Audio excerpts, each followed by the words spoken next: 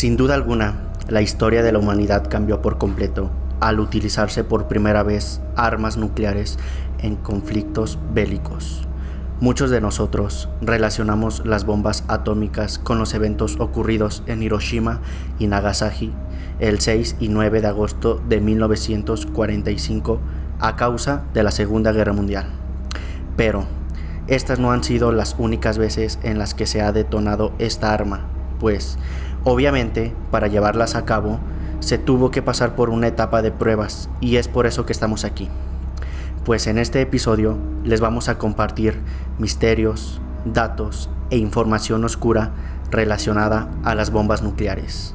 Así que ponte cómodo, sube el volumen, porque estás a punto de saber todo sobre cómo, dónde, cuándo y qué pasó acerca de el lado oscuro de proyectos nucleares. Bienvenidos a Solo Dios sabe.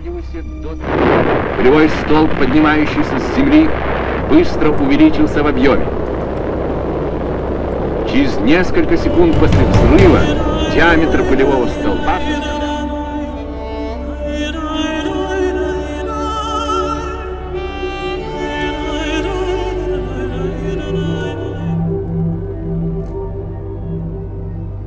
Buenas noches, serafines. Les habla Brandon Martínez y bienvenidos al episodio 2 de la segunda temporada de su podcast favorito, Solo Dios sabe. Espero estén preparados para esta nueva aventura a través de los misterios que nos guarda nuestra realidad. Y para no ir solos en este viaje, nos acompaña, como siempre, Güero Orozco. ¿Qué tal? ¿Cómo estás?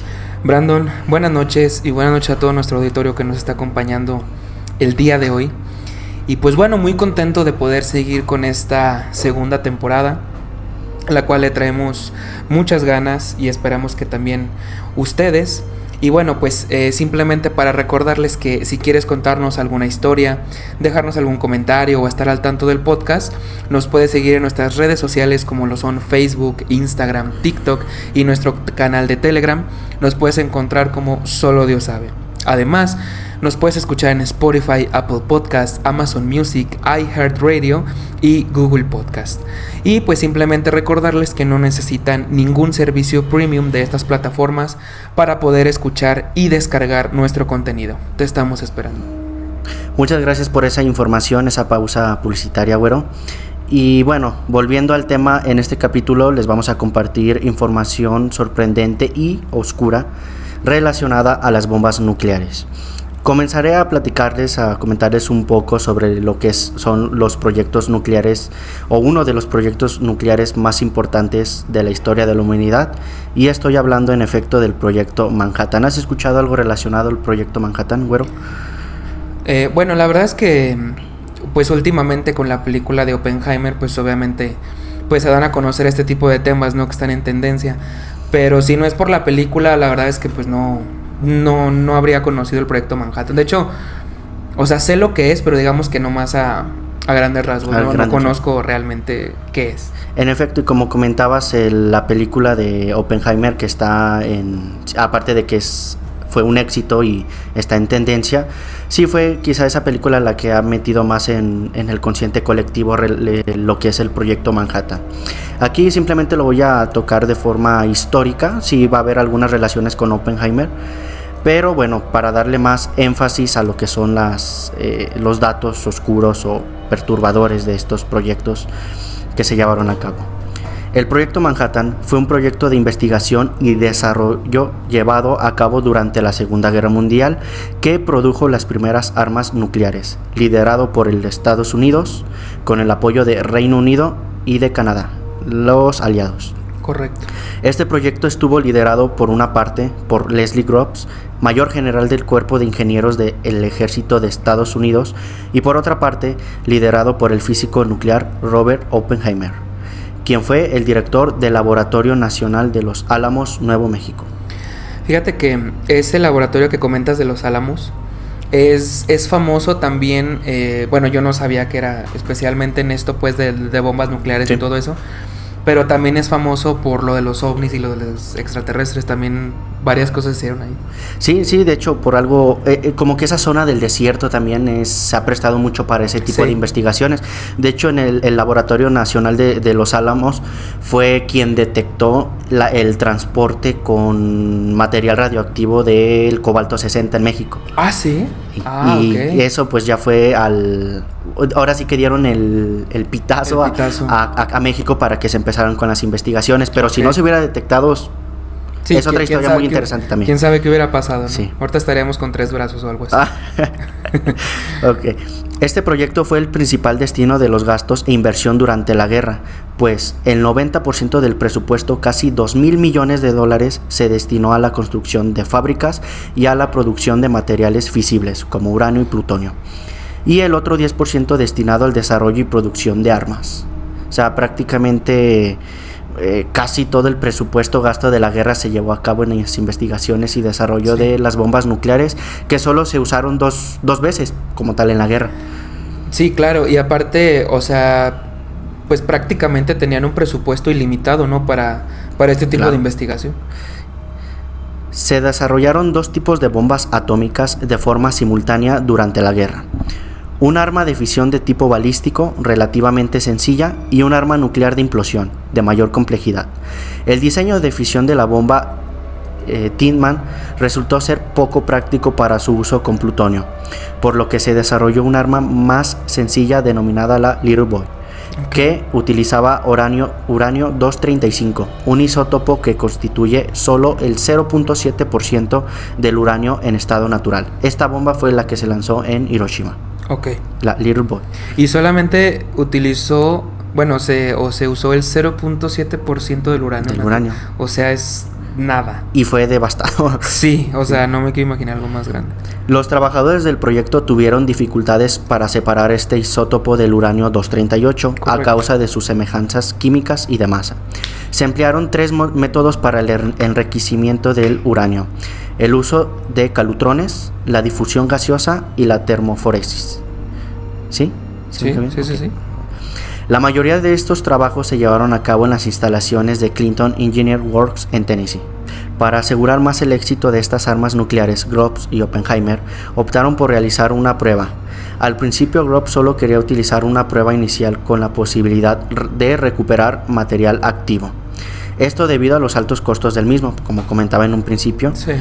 Pero Oppenheimer decidió por una prueba nuclear completa. Él quiso ver qué tanto truena. Vamos por todo, con todo, si no, ¿para qué? Esta prueba recibió nombre clave de Trinity. Es muy importante y más para quienes ya vieron la película, porque se menciona. En marzo de 1944 se escogió el campo de bombardeo cerca del aeropuerto del ejército de Alamogordo como el lugar para la prueba. Groves no veía con entusiasmo la perspectiva de explicarles la pérdida de plutonio por valores de miles de millones de dólares. Sí. Esto al comité del Senado, por supuesto, por lo que construyeron un recipiente para contener todo este material, que recibió el nombre, o en código también en clave, de Jumbo, para recuperar el material activo en caso del fallo de la prueba. Sí, o sea, si no truena, pues ahí se queda, ¿no? Sí. Lo que sobró. Lo que sobró, y es que aparte lleva, incluso en la película se menciona que lleva mucho tiempo para obtener ese material. Claro. O sea, no es tanto el costo, sino también el tiempo en que se lleva. No, y pues en la guerra el tiempo, pues claro, es súper vital. Súper vital. Ajá. Con 7.6 metros de largo y 3.7 metros de ancho, este dispositivo fue fabricado con 217 toneladas de hierro y acero en las instalaciones de Wilcox en Barberton, Ohio. El Jumbo fue situado en una torre a 730 metros de distancia del arma nuclear. Al ser detonada el arma nuclear, Jumbo sobrevivió, pero la torre en donde se encontraba no. Por eso la aislaron muy bien, ¿no? Para que se cuidara. Antes de llevar a cabo la prueba Trinity, se hizo una prueba de explosión inicial el 7 de mayo de 1945. Amontonaron 100 toneladas de TNT junto a productos de fisión nuclear en forma de uranio irradiado para dar más estructura a la explosión. Esta explosión fue todo un éxito y fue pieza clave para la prueba final. O sea, estuvieron haciendo pruebas con TNT, o sea, fueron subiendo como que el grado hasta ya Sí. llegar a la pesada. Sí, pues, quisieron ver como que pues, hasta dónde nos ponemos, ¿no? Porque Sí, pues, claro. le falla el cálculo y pues sí, pues no queremos saber en qué acaba. Ok. El arma nuclear para la prueba Trinity llevó el nombre clave de el instrumento, mismo que se colocó en la parte alta de una torre de 30 metros, ya que la detonación a esa altura daría mejor indicación de cómo se comportaría el arma al lanzarse desde un bombardeo. Claro. La detonación en el aire maximizaría la energía aplicada directamente al objetivo y generaría menos residuos radiactivos, que es un punto muy importante porque la bomba de Hiroshima detonó a 600 metros de altura. Ok. ¿Sí? Todos, bueno, pensábamos que si el arma nuclear detonaba tocando piso iba a ser más devastador, y no, es más devastador cuando detona, Cuando truena en el aprovecha más aire. Sí, claro. Entre los observadores. O sea, perdón, Sí, O sea, la bomba no tocó el piso. no, La bomba explotó a 600 a metros. 600 metros. Y fue devastador. Ok. Sí. De hecho, ahí en Hiroshima está un Como un monumento. Un monumento donde te dice aquí, pero arriba. O sea, 600 metros arriba. ¿sí? Ahí detonó. Sí. Wow. Entre los observadores de la prueba final, la Trinity, estaba Bush, Chadwick, Conant, Farrell, Fermi, Groves, Lawrence, Oppenheimer y Tolman. A las 5:30 de la mañana del día 16 de julio de 1945, el instrumento explotó con una energía equivalente a unos 20 kilotones de TNT, dejando un cráter de trinitita, cristal radioactivo, en el desierto de 76 metros de ancho. La onda de choque se sintió hasta los 120 kilómetros de distancia y la nube de hongo llegó a los 12 kilómetros de altura. La detonación llegó a escucharse en la ciudad del Paso, Texas, por lo que Groves tuvo que difundir una historia sobre una explosión en un polvorín del campo de Alamogordo para encubrir la prueba. Imagínate, 5:30 de la mañana y escuchas el... Sí, no, aparte, o sea, a 160 kilómetros es muchísima distancia. Sí, aparte, o sea, ¿cómo la justificas, no? De que estamos probando armas nucleares. Son cohetes. Ajá, son cohetes. Sí, ya lo son no cohetes. se puede. Wow. Fíjate que eso no sabía de que la bomba había explotado en el aire. Yo no sabía eso. Yo pensé que se había tocado No, el piso. explotó. De hecho, bueno, se supone que el objetivo principal era de que detonara en el río, porque hay un río, Ajá. para que fuera todavía más, como que más devastador, pero detonó a 600 metros y aún así... O sea, ¿pero eso fue planeado o fue un error? ¿Qué? Que explotara en el aire. Que explotaran... No fue planeado, pero de ahí se dieron cuenta que era más efectivo. ¿Y por qué tronó en el aire? Porque, bueno, lo que pasa es que ahí todavía no calculaban bien los tiempos de fisión. Ok. Entonces, en cuanto ellos lanzaron, porque la de la Little Boy, que fue la de Hiroshima, Ajá. fue como la de gatillo, o sea que lanzaron una bala de uranio contra otra para provocar la fisión. Pues ellos simplemente la lanzaron. En cuanto empezó esa reacción, la lanzaron y pues hasta que llegó a los 600 metros fue cuando se liberó toda esa energía. Por eso también en la prueba, en la Trinity, se hace ese experimento. No se detona en el piso, se detona a altura. O sea, estaban probando también de cómo se vería sobre un bombardeo, porque así se lanzaban así se lanzó la bomba de Hiroshima. Y bueno, pues era importante también eso, ¿no? O sea, saber a qué altura era la más devastadora, ¿no? Bueno, la altura donde más efectiva era la bomba. Que a ver, obviamente esto pues es algo muy cruel y devastador, pero bueno, pues en tiempos de guerra pues es lo que tienes que hacer, ¿no? O sea, Sí. ver cuál va a ser o cómo optimizar o saber utilizar tu mejor arma, ¿no? En este caso. Claro que sí, y sobre todo por los costos, por todos los costos de operación de este proyecto, porque es difícil sacar cálculos o decir qué tanto impacto tendrá si no puedes hacer muchas pruebas. Claro. O sea, la prueba Trinity pues nada más fue una. O sea, Sí, no es como bomba. que andes haciendo pruebas al por Bombas, mayor, sí. porque pues no se puede. Sí, también, exacto, y aparte, como te llevan, aparte de que se gasta mucho, es el tiempo. Claro. Y como mencionabas, el tiempo es vital en la guerra. Sí, no, es brutal el tiempo. Aparte también yo tenía entendido que, O sea, que como que les querían ganar a los nazis en hacer la bomba, porque se supone que, o sea, como que presentían que Hitler también lo estaba haciendo. Claro. Y le querían ganar en tiempo a Hitler. Bueno, no sé si más adelante lo vas a mencionar, pero no quiero spoilear eso, pero pues sí, o sea, el tiempo es súper vital. Obviamente también en costos de materiales y todo, o sea, no puedes estar construyendo bombas. No es como que en 2 días tengas una bomba, ¿no? O sea, también para estar haciendo ese tipo de pruebas. Entonces, pues sí es difícil calcular o estimar el daño y pues como las condiciones óptimas de una bomba. Sí, claro, y de hecho como comentabas, y ese no es spoiler, de hecho es lo que quería comentar. Okay. En este momento. Los nazis, o bueno, la Alemania tenía a Heisenberg, que era un colega de Oppenheimer. Sí. Cuando empezó la guerra, pues obviamente los alemanes agarraron a sus mejores físicos y pues Estados Unidos a los suyos.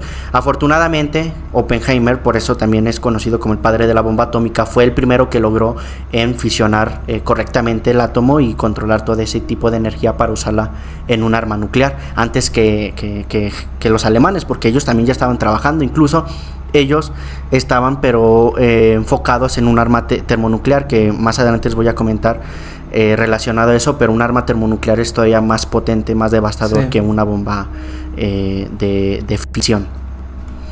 Y bueno, para la gente que no sabe qué es fisión, siempre mencionan, bueno, hemos estado mencionando que fisión del átomo y todo eso, ¿no?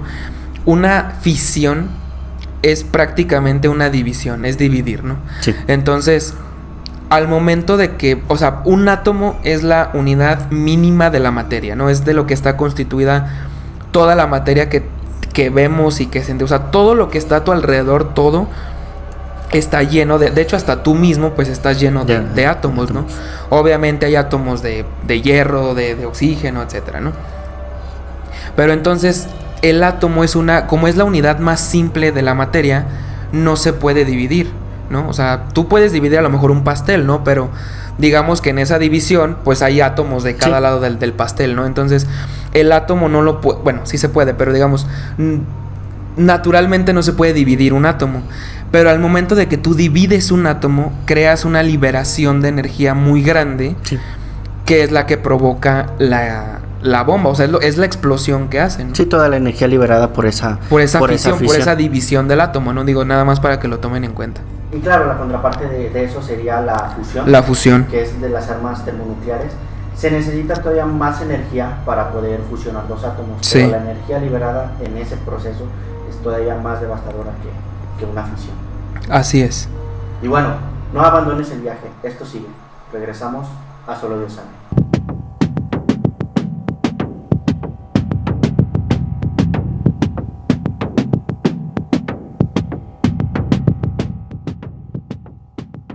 El secreto oscuro del videojuego Fallout.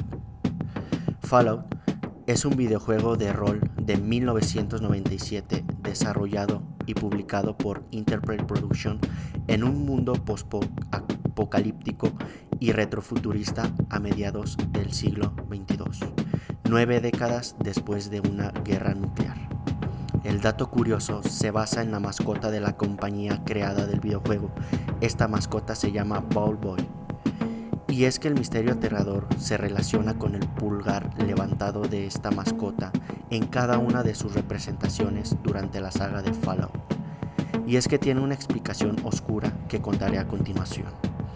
Resulta la teoría que este pulgar puede salvarte la vida en una guerra nuclear, pues si el pulgar cubre el hongo nuclear de la explosión por completo, significa que nos encontramos a una distancia segura del peligro.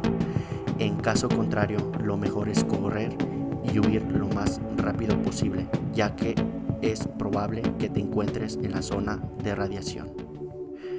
Obviamente ha quedado como una teoría, pues no hay evidencia de que realmente esta práctica funcione para salvarte la vida.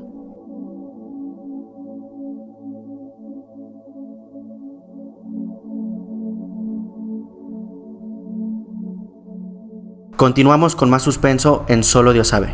Gracias por seguir aquí con nosotros. Después de haberles compartido información relacionada al proyecto nuclear más importante de la historia, Proyecto Manhattan, ¿Cuál es el misterio o teoría oscura que esconde este suceso? Pues se los vamos a compartir a continuación.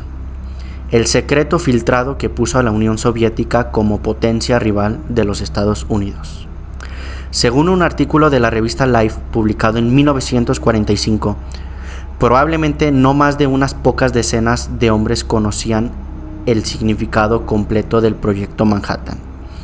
Uno de esos hombres era Teodoro. ¿Sí, Teodoro? Teodoro, sí. Uno de esos hombres era Teodoro Hall, nacido el 20 de octubre de 1925, hijo de una ama de casa y un hombre de negocios. Hall creció durante la Gran Depresión, una época llena de dificultades para los estadounidenses comunes. A Estados Unidos se le juntó todo, ¿no? Sí. En algún punto se le juntó todo. Y creo que ese fue el conocido el crack del 29, el de la Gran Depresión. Ajá. Y, o sea, nació en plena crisis. Exactamente. Pero eso no impidió que Hall se convirtiera en un genio de las matemáticas y la física. A la temprana edad de 16 años, fue admitido a la prestigiosa Universidad de Harvard, de donde se graduó en 1944. Como que es una característica muy sobresaliente de los genios, ¿no? De que fue a Harvard a los 16 años. Sí, de que empezaron temprano y acabaron temprano. Y ya 18 años, 6 doctorados, trabaja en McDonald's. Exactamente. Su desempeño estelar como estudiante no pasó desapercibido para las autoridades estadounidenses, que estaban buscando su nuevo programa nuclear. Teodoro Hall fue entrevistado para un puesto en el laboratorio secreto de Los Álamos, sede del proyecto Manhattan, ya en 1943, antes de graduarse. Fueron sus prácticas.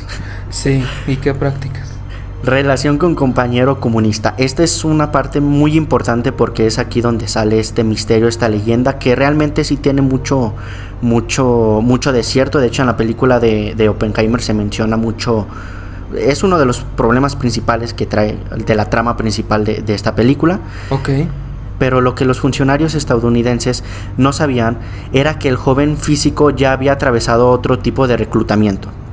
Hall era miembro de la organización estudiantil marxista de Harvard y tenía como compañero de cuarto a Savage Sachs, hijo de inmigrantes rusos.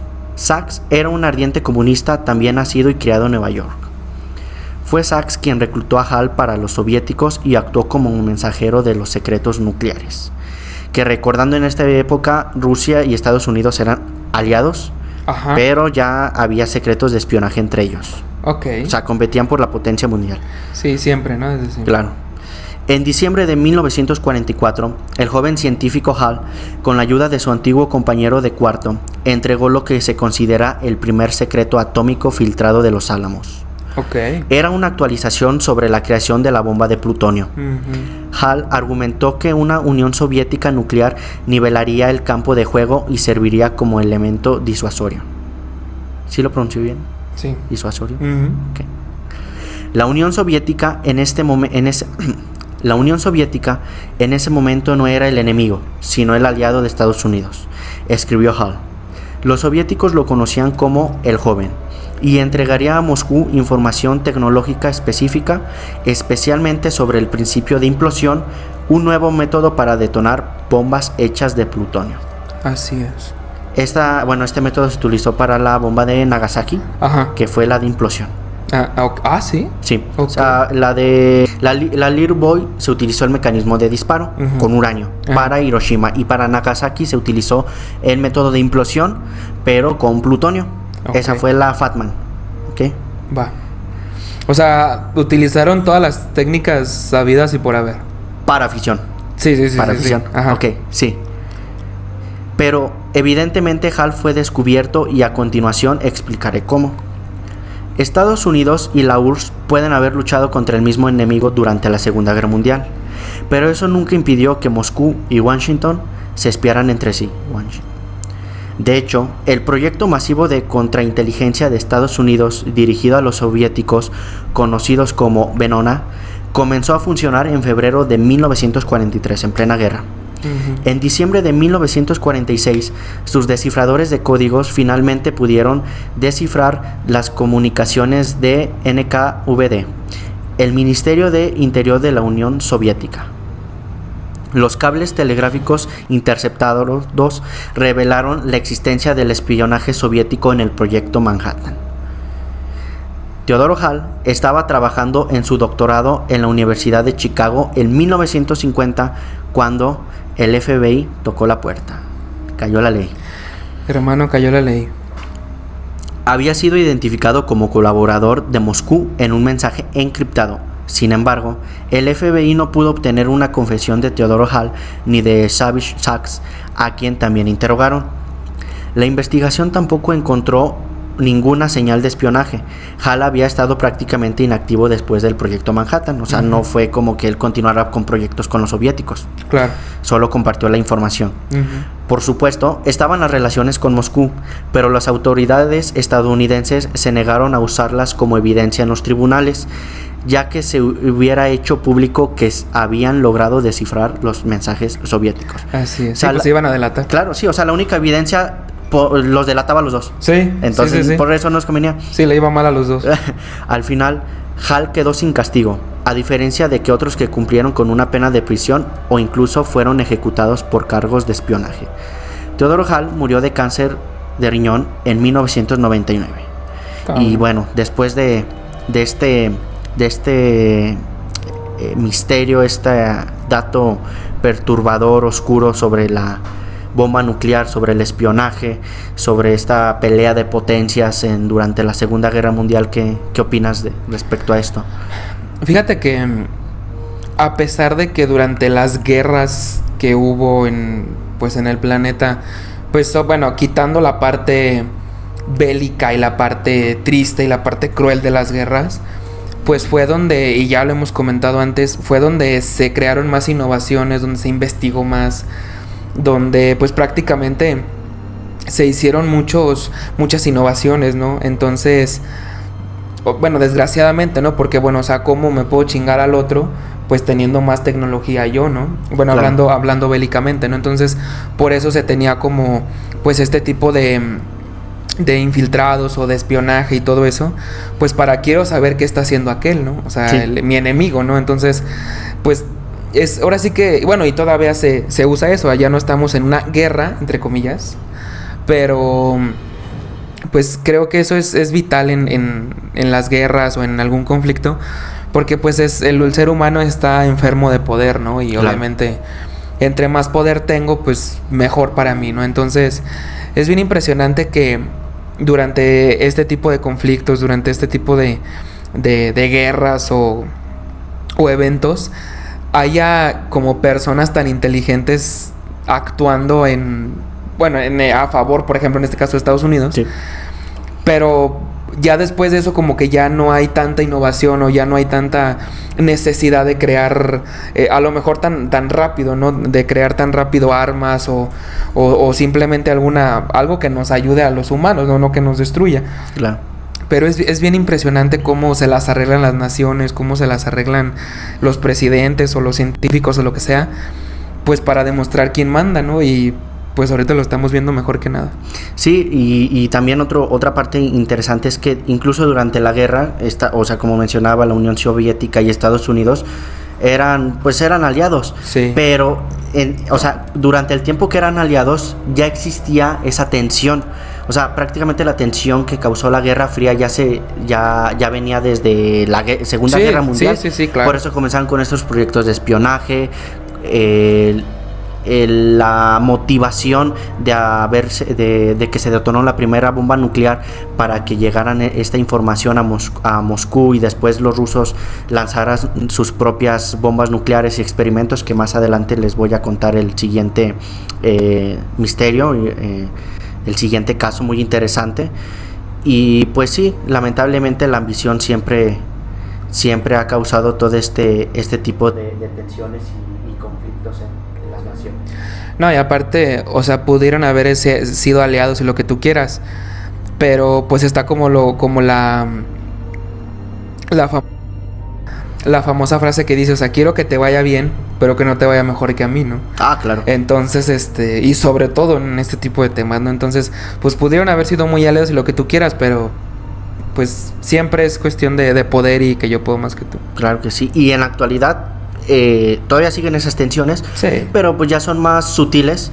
No es tanto como una guerra fría, porque esa sí fue una etapa de mucha tensión, de mucha competencia directa e indirecta. Ujú. Pero ahorita siento que todavía siguen esas competencias, pero ya son más como que más sutiles. Ya son ¿no? como competencia a lo mejor comercial, ¿no? Sí. Ya no tanto bélico o eso, sino como más comercial, más de recursos naturales y todo eso. De ¿no? renovación, sí. Ajá, exactamente. Claro que sí. Y bueno, no abandones el viaje. Esto sigue. Regresamos a Solo Dios sabe.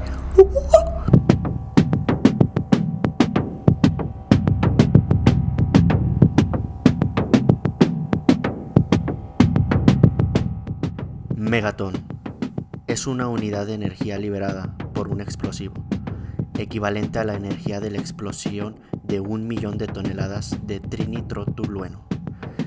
Trinitrotolueno, o por siglas TNT, es un compuesto químico obtenido por la reacción del tolueno con ácido nítrico y ácido sulfúrico a temperatura elevada, que constituye un explosivo muy potente.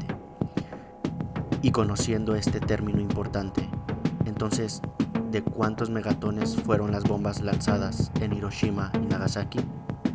Pues la bomba Little Boy lanzada en Hiroshima fue de 16 kilotones y Fat Man lanzada en Nagasaki fue de 20 kilotones. Diseños de las bombas. Little Boy es una bomba con mecanismo de pistola, pues constituye en un cilindro de uranio 235 que choca contra el objetivo y desata la fisión. Dicho objetivo también es de uranio 235. Peso aproximado de la Little Boy, 4.400 kilos. Fat Man, bomba con mecanismo de implosión. Constituyen explosivos convencionales que crean una implosión que comprime el núcleo hasta que se fisione. Núcleo hecho de plutonio 239. Peso aproximado de la bomba, 4.656 kilogramos.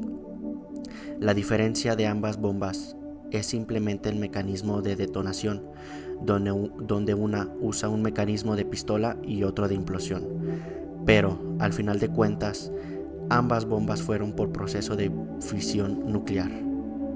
Bomba atómica o bomba nuclear. Quizás, al escuchar ambos términos, podemos decir que son prácticamente lo mismo, pero solamente en la cuestión de explosión o de bomba es lo que comparten, pues no es lo mismo nuclear que atómica. La bomba nuclear lo hace con la unión de átomos pequeños en otros más grandes, fusión, mientras que la atómica divide átomos complejos en unos más pequeños, fisión. Para producir la fisión se necesita una pequeña cantidad de energía, mientras que para la fusión necesita un alto nivel de energía. Finalmente, concluimos que las bombas de Hiroshima y Nagasaki y el proyecto Trinity fueron bombas por fisión, es decir, bombas atómicas. Las bombas por fusión son varias veces más poderosas que una bomba por fisión.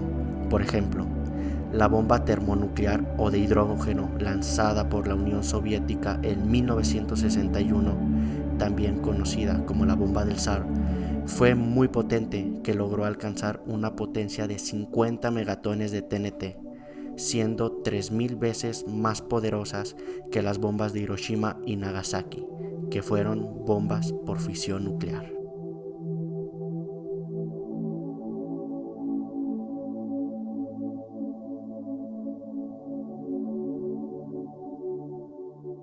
Continuamos con más suspenso en Solo Dios sabe. Gracias por seguir aquí con nosotros. Muy bien, ahora pasaré con el último dato aterrador relacionado a las pruebas nucleares. Si bien todas las armas nucleares hasta hoy en día fueron utilizadas para fines de solución de guerra, no dejan de ser crueles, y más el proyecto que estoy por contarles. Y estoy hablando del proyecto u operación Shenhok. Shenhok. ¿Qué fue la operación Shenhok? Es el nombre clave de los ejércitos tácticos del ejército soviético, con el uso de un arma nuclear, preparado y llevado a cabo bajo la dirección del mariscal Zhukov el 14 de septiembre de 1954 en el polígono en Oremburgo, Rusia. Ujú. El número total de soldados que participaron fue cercano a 45,000. Cabrón. Hay que tomar muy en cuenta esa cifra. El propósito del ejército fue estudiar la posibilidad de romper las defensas del enemigo con un arma nuclear. Wow. El polígono en Oremburgo no fue elegido por casualidad. El terreno se parecía a un típico paisaje de la Europa occidental, Claro. el lugar más probable para el comienzo de una tercera guerra mundial. O sea, hasta en el terreno se preparaban. Sí. El 29 de septiembre de 1953 se emitió un decreto del Consejo de Ministros que sentó las bases para la preparación de las Fuerzas Armadas y el país para actuar en circunstancias especiales. La explosión nuclear aérea en el polígono tenía gran importancia práctica para evaluar el impacto en el terreno en el debilitamiento o consolidación de los factores que afectan a una explosión nuclear. Ujú. Prácticamente también iban a estudiar el terreno y los efectos que esta bomba iba a producir. Sí, claro. Sí, pues es que también el terreno es muy importante. Pues practicas en planito y resulta que ya está de subida. Pues, Exacto. Pues ahí te agarra. Ya se ponen atrás del cerro y ya nos llega el golpe. Exactamente. El experimento tenía los siguientes objetivos: investigar los efectos de la explosión de una bomba atómica en un sitio previamente preparado con defensa militar, armas, equipos militares y animales. 2. Para el estudio práctico en el uso de bombas atómicas. 3. Explorar una posible preparación y realización de la ofensiva desde la posición de un contacto directo con el enemigo, sin necesidad de retirar las tropas de la primera posición al momento de un ataque nuclear. O sea, si había un ataque nuclear, no se alejen. O sea, en lugar de regresarse, ustedes mantengan ahí su defensiva. Pero en un arma nuclear, imagínate. Sí, o sea, si no te mata la explosión, te mata la radiación. Exacto, que es a lo que voy. Ok. Y por último, entrenar a los miembros del ejército, soldados y comandantes a actuar prácticamente en medio de operaciones ofensivas y defensivas en la línea frontal durante la aplicación de armas nucleares por partes de sus tropas o del enemigo. O sea, también contemplar no que el enemigo te lance bombas, sino tú también Claro. lanzarlas, porque si tienes el enemigo aquí a 10 kilómetros y sabes que la bomba va a más de 100, pues te va a afectar también a tus tropas, Sí, no la vas a exactamente, lanzar. sí, o sea, 100%. Pero, ¿cuál fue el lado oscuro de esta operación? Bueno, en total, durante el ejército se utilizaron cerca de 45,000 personas para las tropas, 600 tanques y artillería autopropulsada, 500 cañones y morteros, 600 vehículos blindados, 320 aviones Cabrón. y 6,000 vehículos y camiones para fines diversos. O sea, el presupuesto había. Había, no, y Aquí lo que sobra es billete. Aplicaron esa. Aquí lo que sobra es billete. el billete va y viene. Ajá. Ajá. Y, o sea, lo increíble pues es que incluso hasta se prepararon un escenario como de guerra, porque Sí. ya tenían vehículos, tanques, aviones, o sea, querían ver realmente cuál era el impacto. Sí, o sea, era un simulacro en la... O sea, prácticamente apegándose 100% a la realidad. O sea, realmente querían tener muy controlada la situación, ¿no? O sea, de ver hasta cómo se destruían los vehículos o, bueno, tanques o lo que sea. O tenerlos ahí preparados. O sea, para tener todo tan controlado de saber qué es lo que... Cómo actuar después Cómo de la actuar. explosión. Ajá. Y sobre todo qué resisten, ¿no? Porque pues también los vehículos también ya después los hacen a pruebas. Si los Claro. hicieron a pruebas de balas, los van a hacer a pruebas de bombas. Sí, claro, claro. En el momento de la explosión, el personal de las tropas deberá de salir de los edificios y colocarse en las trincheras y refugios previamente preparados. En caso de que se produzca una explosión superficial, sin altura, una situación de emergencia, el ejército se cancelaría y el personal de gestión actuaría en vigor de las situaciones especiales. O sea, si funciona, y quédense. Y si no funciona, váyanse, pero de todos modos, o sea, el hecho de decir no funciona es porque sí detonó, pero no como ellos esperaban. ¿Sí? Sí. Ok. Para garantizar la seguridad de los habitantes en la zona del ejército, un radio de 50 kilómetros desde el epicentro de la explosión se dividió en 5 zonas. Ok. La zona 1, hasta 8 kilómetros, se prohibió completamente el ingreso de la población local. En la zona 2, de 8 a 12 kilómetros, 3 horas antes de la explosión, la población debía dirigirse a un refugio natural, situado cerca de los asentamientos. 10 minutos antes de la explosión, sonaría una alarma para que todos los habitantes se tumben en el suelo boca abajo. No mames. En la zona 3, 12 a 15 kilómetros, una hora antes de la explosión, la población debía retirarse de las casas a una distancia de 15 a 30 metros de los edificios. 10 minutos antes de la explosión, se daría una señal para tumbarse en el suelo boca abajo. En la zona 4, de 15 a 50 kilómetros, se previó únicamente la población por la posibilidad de una fuerte contaminación radioactiva en el trayecto de las nubes, sobre todo en el caso de una explosión superficial. Y la población de la zona 5 debía ir a un lugar seguro durante 3 horas antes de la explosión. El ganado debía ser retirado u ocultarse en los establos. La operación se llevó a cabo, pero lamentablemente murieron más de 43,000 personas. En 1944 se construyó en el polígono una estela en memoria de todas las víctimas de la radiación. Qué descaro. Y como era de esperarse, la OTAN utilizó este terrible hecho como propaganda a favor durante la Guerra Fría y lo mencionaron de la siguiente manera. El 14 de septiembre de 1954, las autoridades de la Unión Soviética cometieron una monstruosa atrocidad inaudita de la historia mundial: probar armas nucleares en sus propios ciudadanos. Se utilizaron armas nucleares contra su propio ejército, causando la muerte de más de 43,000 personas. ¿Qué te pareció este suceso lamentable?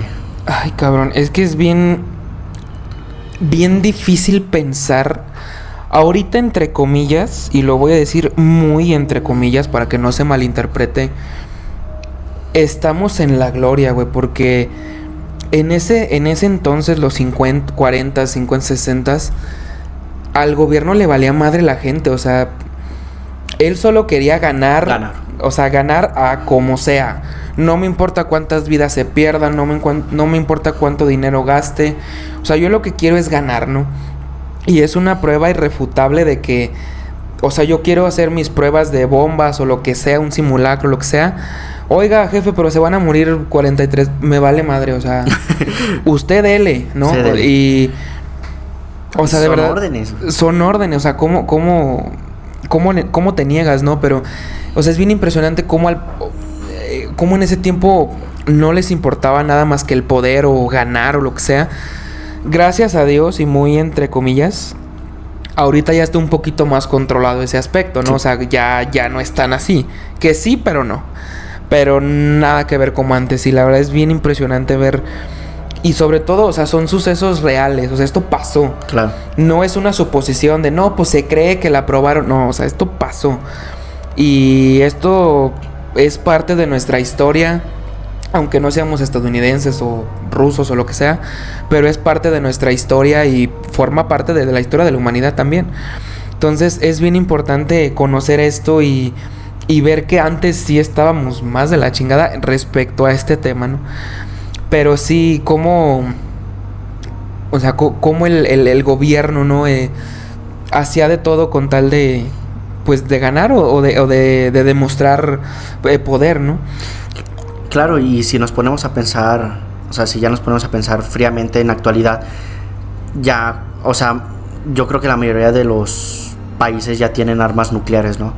Todo sí, esto se van ahora sí que pasando los conocimientos, y da miedo porque sí, probablemente una tercera guerra mundial sí sería más devastadora con toda la tecnología que hay allá. No, 100%, o sea, una tercera guerra mundial, o sea, de este nivel de lo que estamos platicando ahorita, o sea, sin duda acabaría, no sé si con el 100% que es posible, pero yo creo que de jodido el 90% de la humanidad, ¿no? Claro. Porque ya son bombas tamaño, o sea, son armas de destrucción masiva. De hecho, su nombre, claro, su mismo nombre lo dice, ¿no? Entonces, lo que tú dices, si en los 50s, 40s se tenía esta tecnología y el daño que hizo, no me quiero imaginar ahora la tecnología que ya tenemos vía satelital, porque pues antes no había satélites. Que sea de mayor precisión, que puedan mandar un misil desde China hasta Estados Unidos. Exacto. Y que llegue. Antes pues tenía que ir el avioncito, ¿no? Y soltar ahí la soltarla. Bomba. Ahorita ya lo pueden mandar desde la propia nación, o sea, de nación a nación. Envío rápido. Envío express. llega en 2 días. De 1 a 2 días hábiles. Entonces, o sea, es bien impresionante, ¿no? De hecho, hay videos en internet, en YouTube, en TikTok, o sea, de por ahí los pueden buscar, de las armas más devastadoras que existen actualmente, y son armas, o sea, ni siquiera hay capacidad de entenderlas al 100%, o sea, son armas que no hay cómo defenderte, no hay... O sea, de verdad, como lo hemos dicho en capítulos anteriores, al ser humano le encanta destruirse, ¿no? Claro.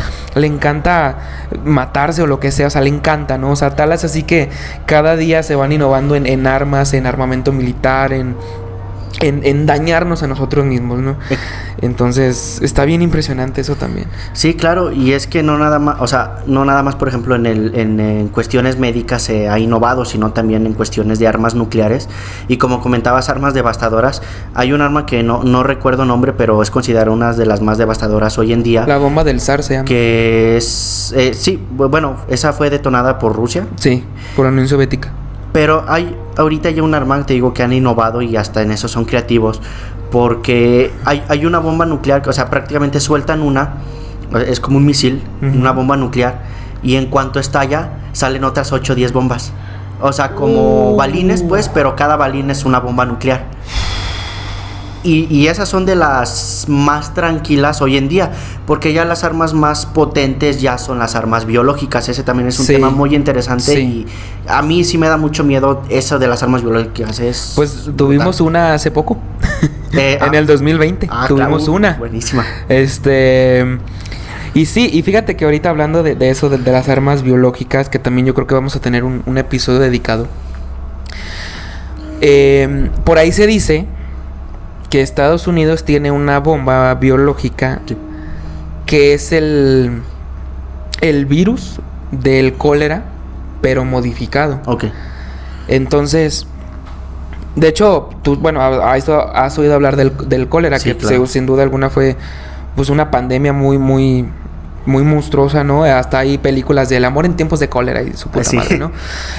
Nunca la he visto, pero bueno, la he escuchado.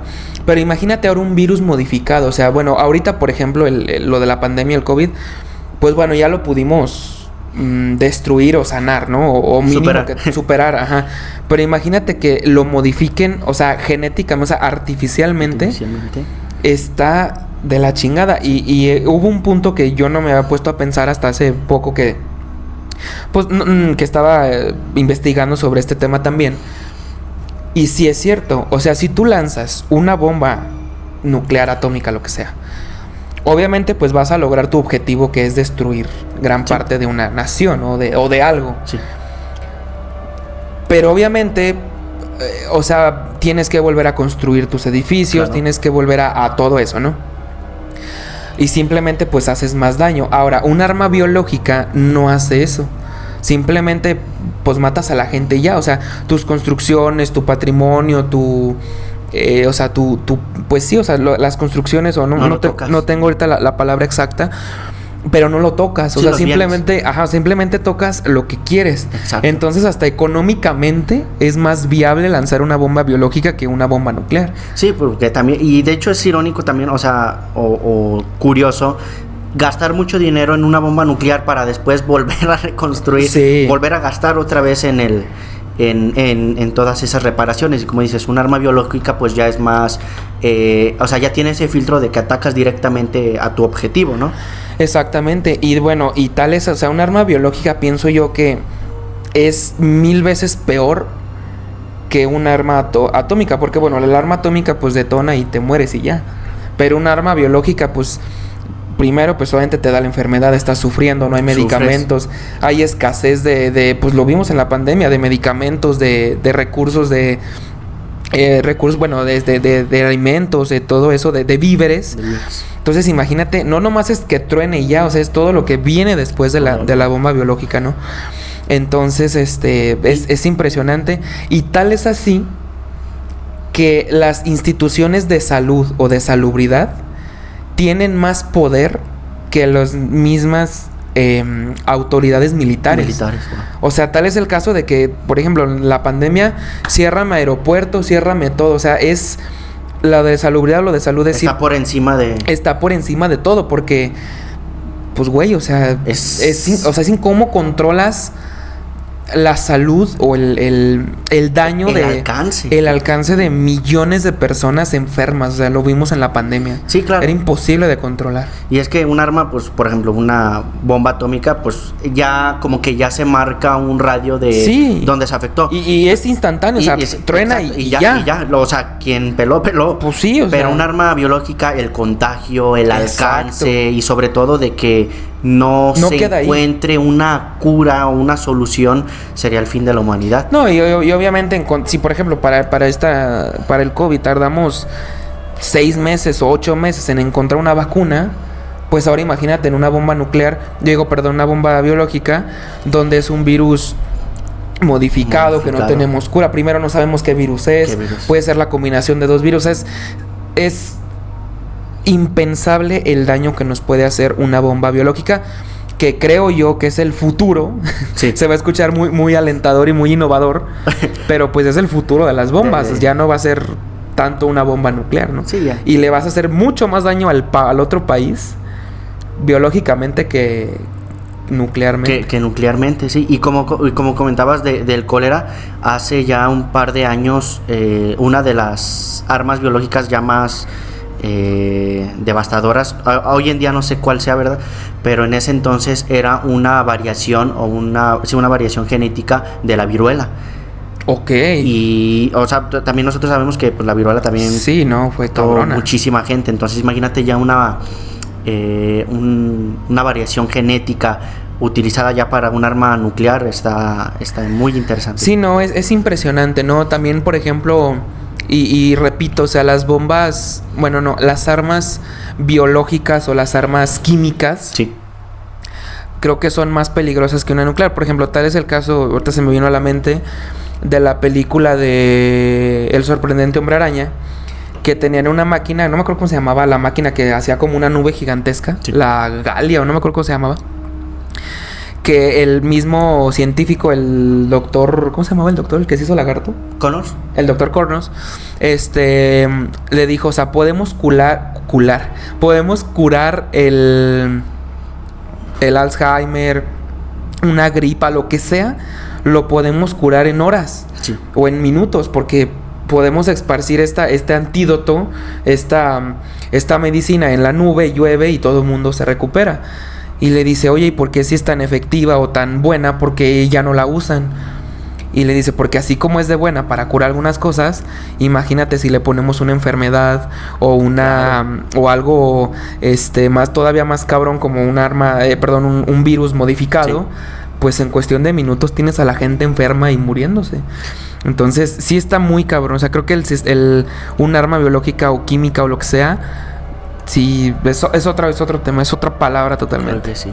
Y lo más triste es que se enfocan más en cómo hacerle daño al otro y no tanto en curar enfermedades, porque, bueno, ese también es un tema muy interesante, porque las personas que han logrado descubrir avances médicos importantes, como por ejemplo una cura para un VIH o así, han sido silenciadas. Sí. O sea, en lugar de que digas, ¿sabes qué? Darlo a la luz porque va a sanar a muchas personas, va a curar, o sea, el cáncer, el VIH, o sea, va a curar a mucha gente, lánzalo, lo silencian y ellos, bueno, normalmente ellos se defienden diciendo que es para evitar la sobrepoblación, ¿no? Porque obviamente si tienes la cura a todas las enfermedades, pues la tasa de mortalidad baja. Ajá. Y la tasa de vida ahora sí. Ajá, de esperanza. La esperanza de vida sube. Y fíjate que eso es un tema muy importante, que a lo mejor lo vamos a tocar en la Agenda 2030, que hablamos de ella anteriormente, que por ejemplo se dice que lo del COVID fue planeado, o sea, fue hecho adrede, porque había sobrepoblación, porque obviamente entre más personas mayores haya, más pensiones les tengo que pagar, entonces mejor va y, sí, o sea, es algo bien cruel, pero es cierto, ¿no? Cierto. También eso que mencionabas ahorita, o sea, si tengo la cura contra todas las enfermedades, voy a tener sobrepoblación, voy a tener que recaudar más recursos naturales, etc, ¿no? Entonces, sí es bien impresionante. Ahora, algo bien triste, también hablando de esto, es que lo vimos en este capítulo, o sea, para la guerra, para desarrollar bombas, para desarrollar investigación bélica, ¿cuánto quieres, mi rey? Aquí hay presupuesto, aquí hay billete. Ilimitada. Pero si te digo, oye, voy a investigar una cura contra el SIDA, contra el VIH, contra el cáncer, que sea una pastilla, lo que sea. No, pues no hay presupuesto. No hay. O sea, es bien triste esto, ¿no? Claro. Y esto es algo que vivimos hoy en día, ¿no? Ya gracias a quien tú quieras, pues tenemos controlada esa situación. Que obviamente hoy nos enfermamos de gripa y vas a la farmacia y te compras una medicina de 50 pesos y estás bien. Sí. Antes la gripa mataba a la gente, sí. La mataba. Entonces, o sea, bueno, ya pudimos regular más o menos eso.